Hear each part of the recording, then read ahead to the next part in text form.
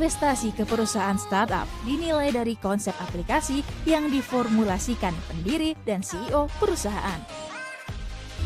Startup atau perusahaan rintisan pernah diramalkan menjadi bisnis masa depan. Kebijaksanaan seorang pembuat hukum tidak hanya terdiri dari landasan keadilan, tetapi bagaimana hukum mendapat kepastian. Francis Bacon. Assalamualaikum warahmatullahi wabarakatuh. Salam sejahtera bagi kita semua. Shalom Om Swastiastu, Namo Buddhaya. Perkenalkan kami dari tim Utrecht bersama saya Puji Rahayu sebagai pembicara pertama, Yogi Syaputra sebagai pembicara kedua, dan Ibnu Artavela sebagai pembicara ketiga.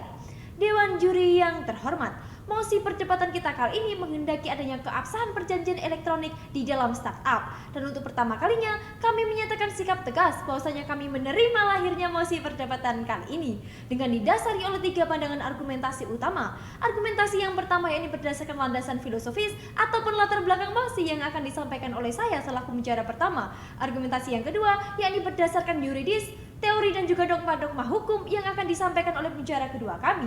Dan argumentasi kami yang ketiga yakni berdasarkan landasan sosiologis yang akan dielaborasi secara komprehensif oleh pembicara ketiga kami.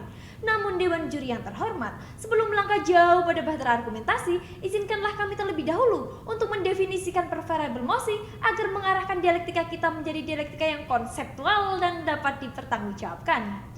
Dewan Juri yang budiman, adapun isu yang melatar belakangi lahirnya mosi perdebatan kali ini, yakni diawal dari status quo saat ini bahwa tingkat digitalisasi di era modern sangatlah pesat pertumbuhannya yang mempengaruhi berbagai aspek kehidupan termasuk ekonomi, sosial, politik hingga budaya. Tak terlepas dengan adanya mosi perdebatan pada hari ini, Dewan Juri yang terhormat, pun apabila kita melihat definisi mosi perdebatan kali ini, perjanjian elektronik merupakan suatu perjanjian yang baru yang telah terurai secara jelas di dalam Undang-Undang Nomor 11 Tahun 2008 tentang Informasi dan juga Transaksi Elektronik, bahwa perjanjian elektronik merupakan suatu bentuk perjanjian baru antara kedua belah pihak dengan menggunakan sarana media elektronik.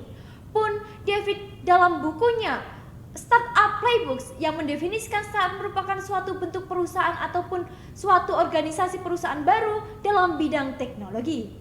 Dari definisi tersebut, Dewan Juri yang terhormat memasuki konstruksi argumentasi kami yang pertama, bahwa perjanjian elektronik keabsahannya telah sesuai dengan adanya syarat sahnya perjanjian sebagaimana yang termuat dalam Kitab Undang-Undang Hukum Perdata.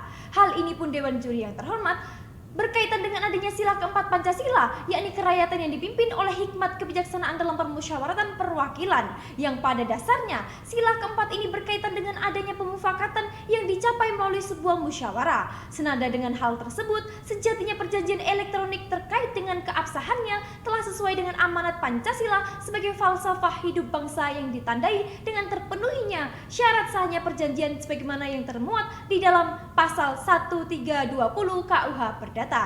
Terkait gagasan beserta argumentasi selanjutnya akan dibangun oleh pembicara kedua dan ketiga kami. Hukum atau kebijakan memberikan tidak lebih dari yang dibutuhkan.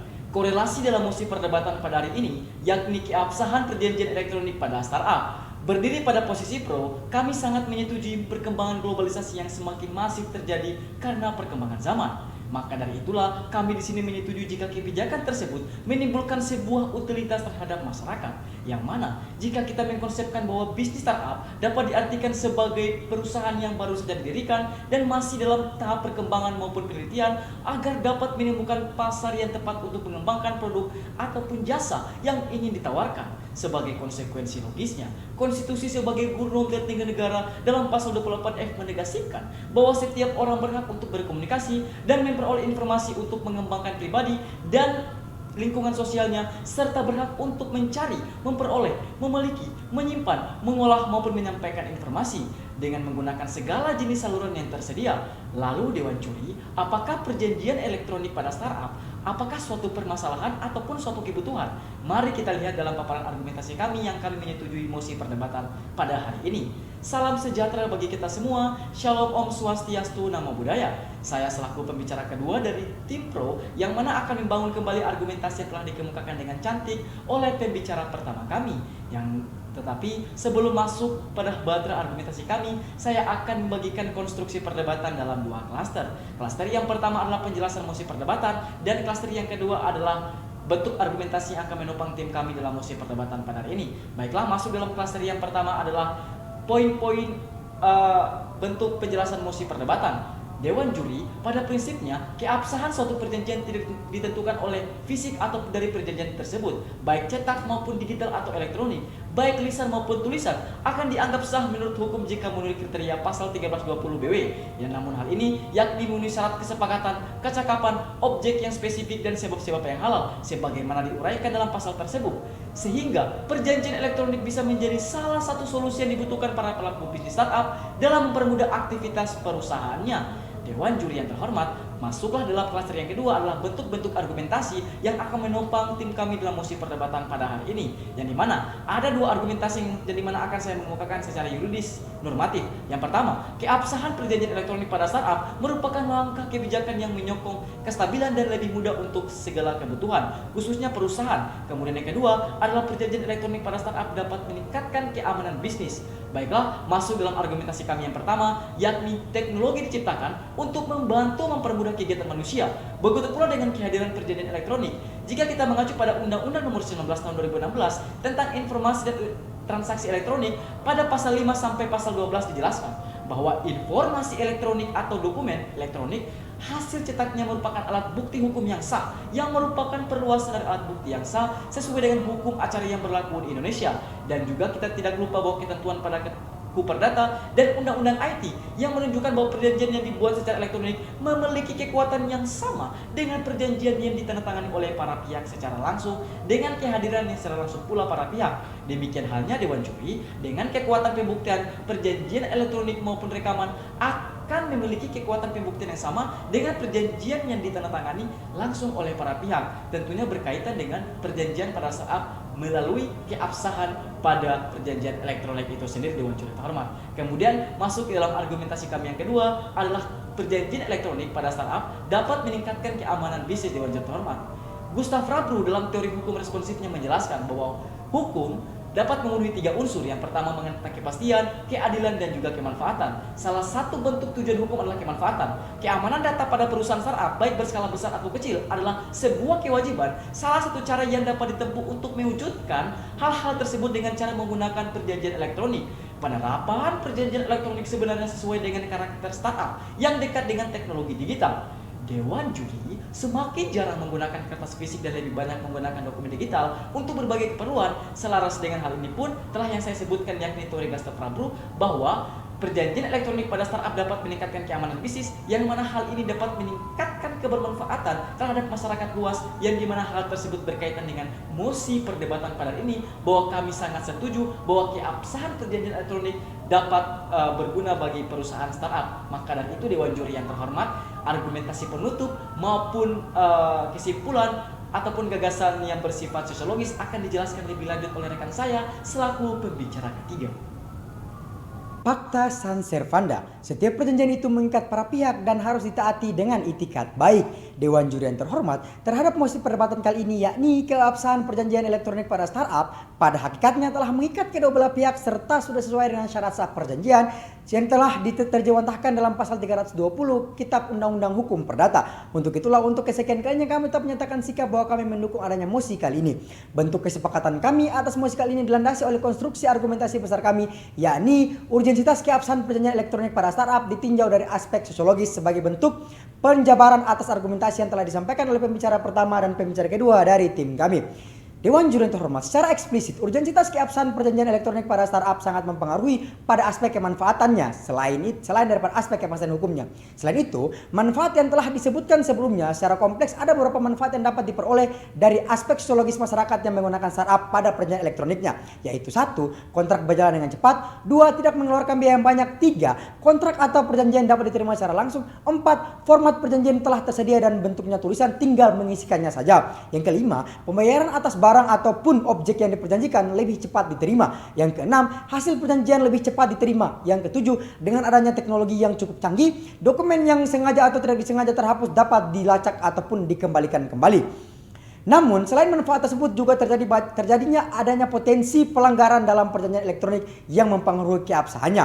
Untuk itulah, Dewan Juri yang terhormat, sebagaimana ada gium hukum yang mengatakan lex semper debit remedium, hukum hadir untuk memberikan solusi. Untuk itulah, terhadap mosi kali ini solusi hukum dan teknologi terhadap kemungkinan adanya duplikasi kontrak elektronik ataupun pelanggaran-pelanggaran yang kemudian mempengaruhi keabsahan daripada suatu bentuk perjanjian elektronik pada startup yang kemudian dimanfaatkan sebagai alat bukti palsu. Maka kami menawarkan sebuah proposal gagasan yang memberikan pengaturan secara kompleks atas pengaturan yang telah diatur di dalam Undang-Undang ITE dengan menerapkan teknik kriptografi sebagai pemenuhan prasyarat hukum dan dalam transaksi yang dilakukan secara online. Berkaitan dengan keamanan pesan rahasia, penerapan teknik kriptografi sedikitnya telah menjamin 5 aspek keamanan yang kemudian dapat memberikan pengawasan serta pencegahan terhadap keabsahan dalam suatu perjanjian yang dapat dipengaruhi oleh potensi-potensi pelanggaran yang lainnya.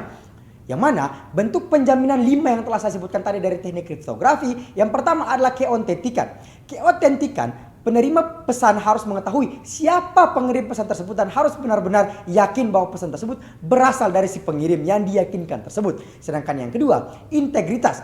Integritas berkaitan dengan penerima harus yakin bahwa pesan tersebut tidak dipengaruhi ataupun tidak pernah diubah dan dipalsukan oleh pihak yang beritikat tidak baik. Karena hal tersebut akan mempengaruhi daripada keabsahan perjanjian elektronik tersebut, Dewan Juri yang terhormat. Yang ketiga, kerahasiaan.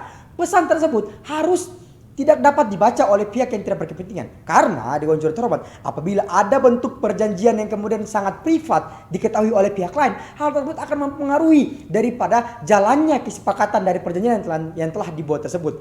Sedangkan yang keempat, akurat data. Akurat data di sini agar untuk meminimalisir adanya pengirim yang tidak dapat menyangkal bahwa dirinya bukan daripada pengirim pesan tersebut. Dan juga kita tahu bahwasanya banyak sekali tindakan-tindakan pemalsuan dokumen seperti KTP dan lain sebagainya yang akan mempengaruhi daripada akurat data yang dimaksudkan dalam perjanjian elektronik tersebut. Yang kelima atau yang terakhir, 5 jaminan daripada teknik tipografi yang telah kami sampaikan ialah kontrol akses, yang mana sistem kriptografi juga mempunyai kemampuan untuk memberikan otoritas ataupun melarang setiap siapa saja yang dapat mengakses pesan-pesan tersebut. Mengapa demikian yang terhormat? Karena kontrol akses akan dapat meminimalisir ketika ada tindakan-tindakan oleh para oknum-oknum yang kemudian ingin mengakses perjanjian-perjanjian yang bersifat privat tersebut untuk mereka menyalahgunakan daripada perjanjian tersebut. Untuk itulah Dewan Juri yang terhormat, dengan gagasan yang telah kami sampaikan berupa penerapan teknik tipografi tadi dengan memiliki 5 aspek, yaitu keotentikan, kerahasiaan, akurat data, kontrol sosial, dan juga terkait dengan keabsahan data tersebut, kami sangat optimis bahwasanya gagasan yang telah kami tawarkan yang bersifat futuristik dapat menyokong dan mendukung secara komprehensif bagaimana pengaturan yang sebelumnya mungkin general diatur dalam Undang-Undang ITE. Begitulah Dewan Juri yang terhormat, sekali lagi kami tetap menyatakan sikap tegas bahwasanya kami mendukung adanya mosi perdebatan kali ini dengan argumentasi-argumentasi yang telah dielaborasikan mulai dari pembicara pertama, pembicara kedua, dan juga saya pembicara ketiga, baik secara filosofis, yuridis maupun sosiologis. Dengan gagasan yang telah kami sampaikan, kami mampu dan optimis bahwasanya kami dapat menjawab dan mempertanggungjawabkan argumentasi kami secara akademis. Wassalamualaikum warahmatullahi wabarakatuh. Dewan Juri yang terhormat, tibalah kita pada penghujung perdebatan kali ini, yang mana kami berdiri di sini dengan tetap menyepakati lahirnya mosi perdebatan kali ini, yang mana argumentasi kami telah dibangun secara komprehensif mulai dari pembicara sampai dengan pembicara ketiga. Like semper debet remedium, hukum selalu memberikan solusi. Untuk itulah terhadap mosi kali ini, solusi hukum dan juga teknologi terhadap kemungkinan adanya duplikasi kontrak elektronik atau pelanggaran yang kemudian mempengaruhi keabsahan suatu perjanjian elektronik pada startup yang kemudian dimanfaatkan sebagai alat bukti palsu, maka kami menawarkan sebuah proposal gagasan yang akan memberikan penguatan secara kompleks atas pengaturan yang telah diatur di dalam Undang-Undang ITE, yaitu dengan penerapan teknik kriptografi sebagai pemenuhan atas prasyarat hukum dalam transaksi yang dilakukan secara elektronik. Berkaitan dengan kemanfaatan ataupun pesan rahasia, penerapan teknik kriptografi sedikitnya menjamin 5 aspek keamanan sekaligus. Yang pertama, berkaitan dengan keotentikan. Penerima pesan harus mengetahui siapa pengirim pesan dan harus benar-benar yakin bahwa pesan tersebut berasal dari pengirim. Kemudian yang kedua, integritas. Penerima pesan harus yakin bahwa pesan tersebut tidak pernah dirubah atau dipalsukan oleh pihak siapapun. Kemudian yang ketiga, kerahasiaan. pesan tersebut harus tidak dapat dibaca oleh pihak yang tidak berkepentingan. Kemudian yang keempat, keakuratan data, yaitu pengirim tidak dapat menyangkal bahwa bukan dia yang mengirim pesan tersebut. Kemudian yang terakhir merupakan kontrol akses, yang merupakan sistem kriptografi mempunyai kemampuan untuk memberikan otoritas ataupun melarang atas setiap akses ke pesan-pesan tersebut. Demikian Dewan Juri yang terhormat, segala bentuk argumentum ad contrario mampu kami jawab dan juga jabarkan secara komprehensif. Pun argumentasi kami dapat jabarkan ataupun dapat dipertanggungjawabkan secara akademis. Cukup sekian dan terima kasih.